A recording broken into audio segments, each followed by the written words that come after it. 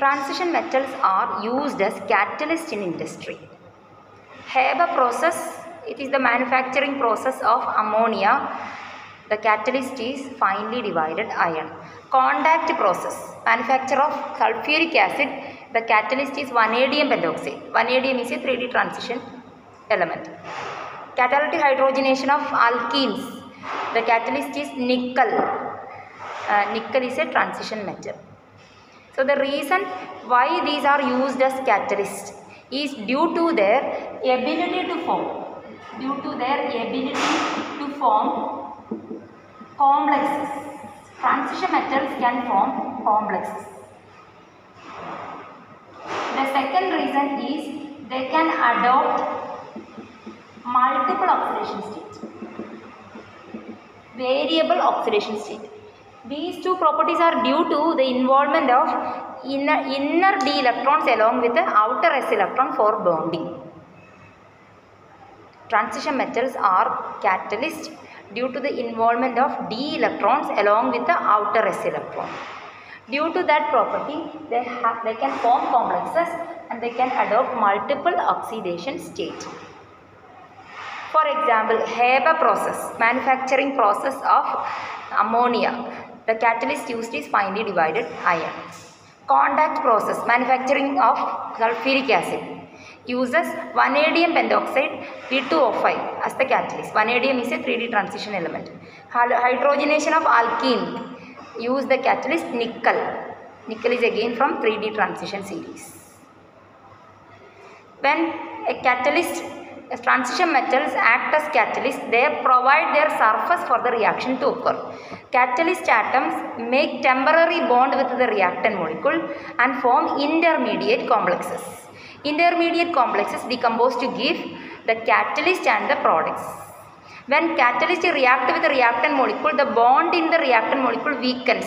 Reactant bond weakens and the reactant form temporary bonds with the catalyst and form complexes. These complexes decompose to give the product and the catalyst back. Catalyst is produced back at the end of the reaction. Catalysts provide low energy pathway for the reactants to give product. Means in the presence of catalyst, activation energy is considerably reduced. The reaction occurs faster. For example, Fe3+ ion is used as a catalyst for the reaction of iodides with the thiosulfate ion, S2O8 thiosulfate ion. The products are iodine molecule and sulfate ion. The reaction involves two steps. First step, the catalyst Fe3+ react with the I- ion to give I- is oxidized to I2. Fe3+ is reduced to Fe2+. We know iron can show +3 and +2 state, multiple oxidation states. And this Fe2+ further react with the parasulfate ion, S2O8 to give Fe3+ back. Catalyst is produced back and sulfate gets converted to sulfate ion. Parasulfate is converted to sulfate ion. In this reaction, Fe3+ react with the reactant molecules initially and form temporary complex species which decompose to give the final product, and the catalyst is also produced back. So the catalyst, the amount of catalyst needed for the reaction is very small. Another property of transition metal ion is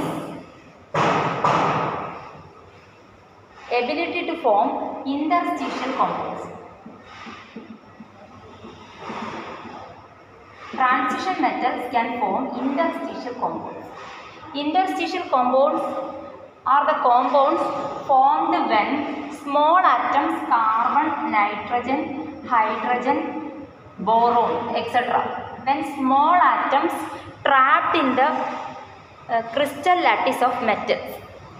If you consider the crystal lattice, a metal crystal, these spheres represents the metal ions closely packed. The closely packed metal ion. In between these metal ions there are gaps, as you can see here. These gaps or the space between the metal ion is called interstitial space or interstitial site. On these interstitial spaces, these small atoms can be trapped. If carbon atoms are trapped, we get carbides. If hydrogens are trapped in the interstitial, we get compounds called hydrides. If boron, borides. If nitrogen, nitrides. Metal, nitrides. Examples are titanium carbide, titanium hydride, vanadium hydride, manganese 4 nitride, Fe3H. These are examples. These are interstitial compounds formed when these small atoms are trapped in the interstitial site of metal atom in the crystal. And these interstitial compounds are very hard. They have high melting point. Their properties, hardness. In hardness, some interstitial compounds approach diamond in hardness.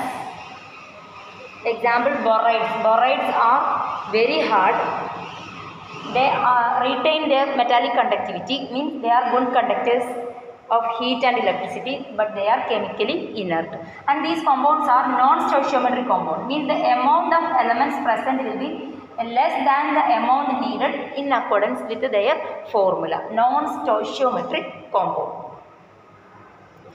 Another property of transition metal is alloy formation. Transition metals can form alloys. Alloys are homogeneous mixtures of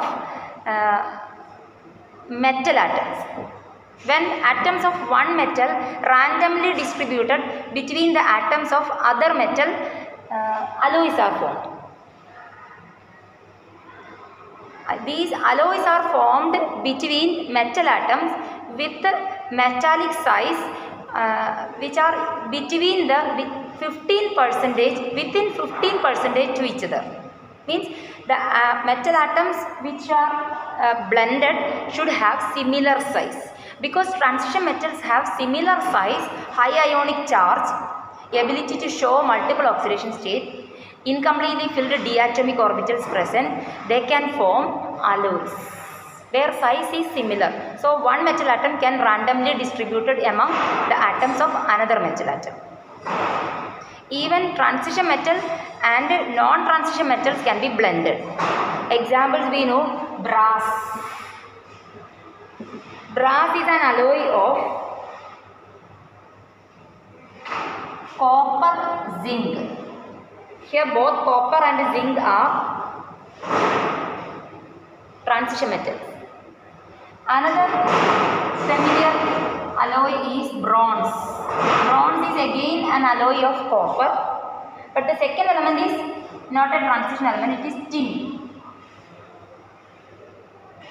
Duralumin, we have heard of duralumin. So many iron alloys containing iron are known. Duralumin is an alloy containing manganese, iron, aluminium, etc. And these alloys are good conductors of heat and electricity.